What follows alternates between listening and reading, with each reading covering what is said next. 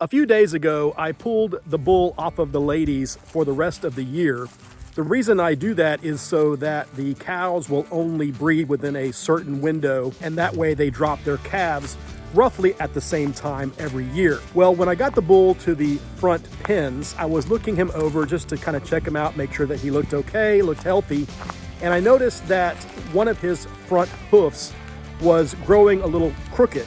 That is something that you want to inspect on your animals from time to time, because if they get a bum foot, it can affect their gait, and then it can also lead to other health problems. So today I'm going to be taking the bull to another vet who has a special equipment that can actually turn the bull on his side so that he can trim up those hooves and make sure that the rest of his hooves are in good shape as well. So what we did this morning is we went ahead and prepared the covered trailer that I have. Now this is a trailer that is normally used to haul whitetail deer, but since I'm no longer in the whitetail deer business, I use it for hauling my animals, my larger animals, to the vet whenever I need to. And so we took off some of the panels that are on the sides to allow it to have some airflow whenever we're running down the road. And we got that ready this morning, and so we're going to go to the back in a little bit and put the bull in the corral so that we can then back the trailer up to the corral and haul him off to the vet. With that said, let's go ahead and go check out the bull. Before heading to the back, I grabbed a few supplies, including some range cubes, a rattle paddle, and a hot shot cattle prod, just in case the bull was less than cooperative.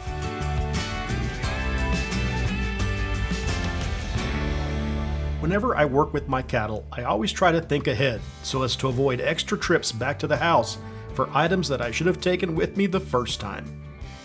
It's also a good idea to take a helper whenever you are working with animals, and I was grateful to have Alfonso's help on this day, because even trying to leave my dogs behind would have been a challenge without Alfonso's help. Sorry pups, but I need the bull nice and calm, so you'll have to sit this one out. With the dog secured, we finally headed to the back.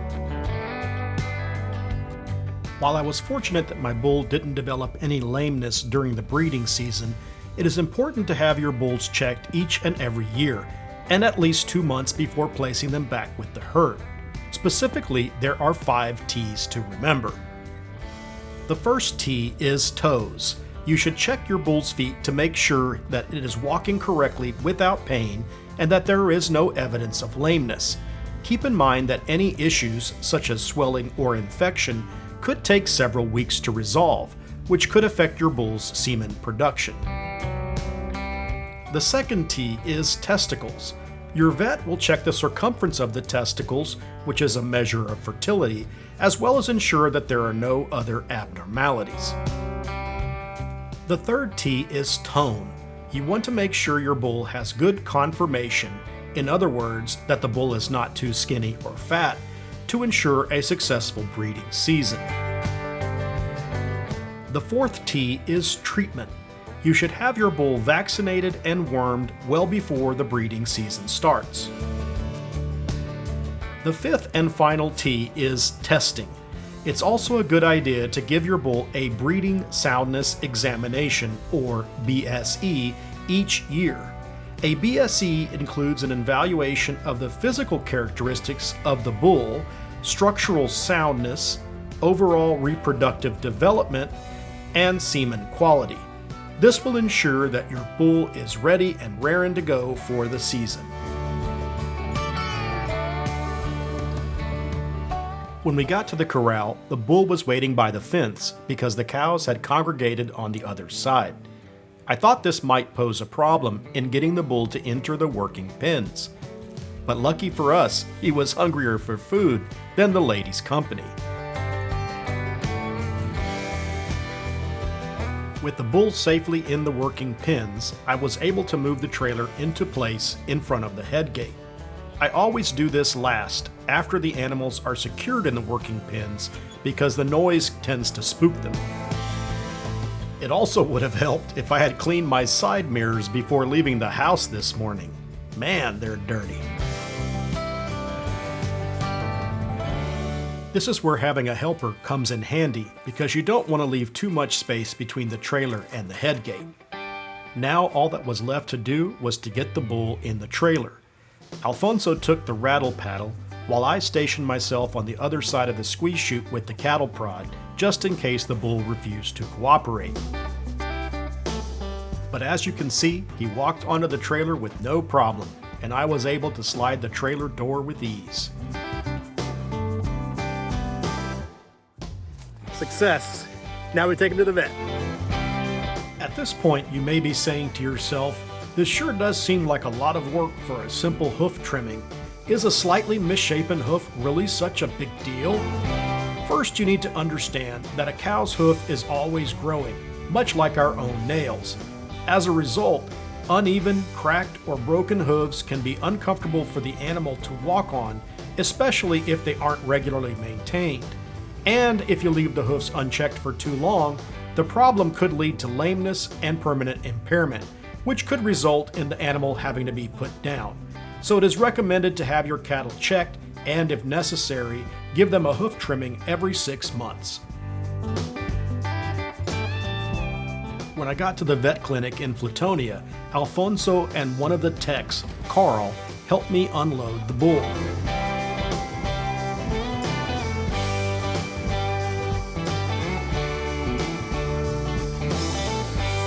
I sure wish I had a set of working pins this nice at my ranch.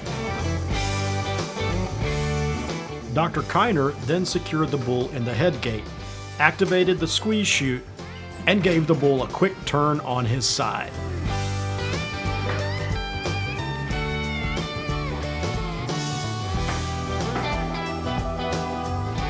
That's pretty cool.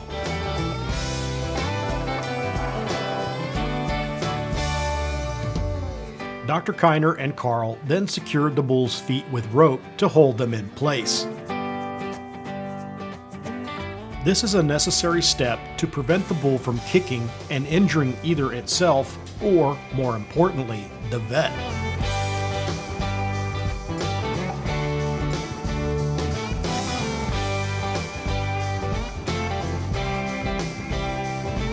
With its feet secure, I was able to get a close-up of the injured hoof. Yikes. Trim up all these? Yeah, that should go ahead and trim it all up.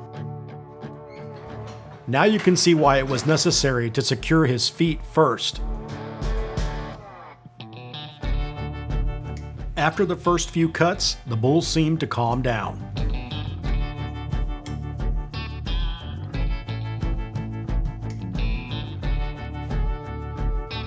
The main purpose of periodic hoof trimming is to return the toes to their normal shape and proportions so that the animal will have even weight distribution on its feet.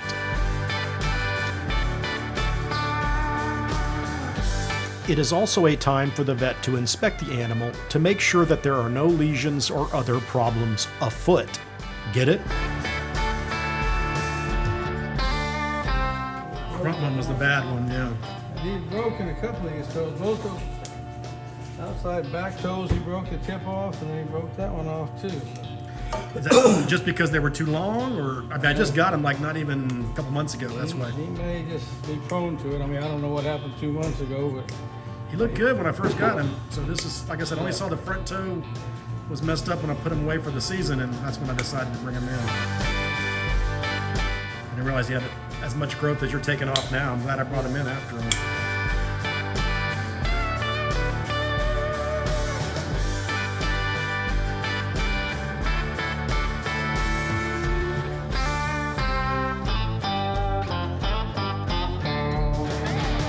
With 3 hooves down, it was time to work on the problem foot.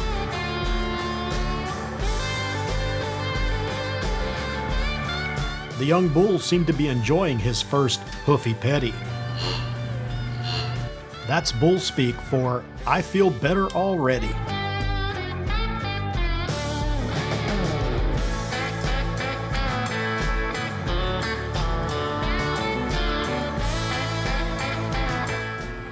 about all I can take off on that one. Okay, I'll keep an eye on it. Yep.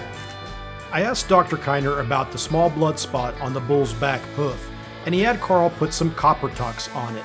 This is a solution that stops the bleeding and also prevents infection.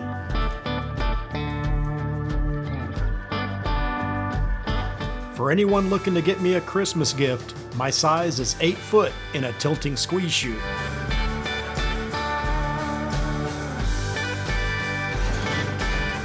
And with that, the bull spa day was done.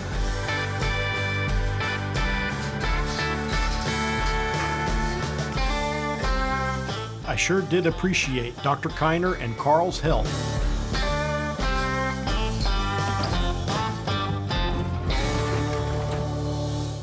There you go, $70 for the trim. Now I just gotta take him home, put him back in the corrals, and he'll be good to go for the rest of the year.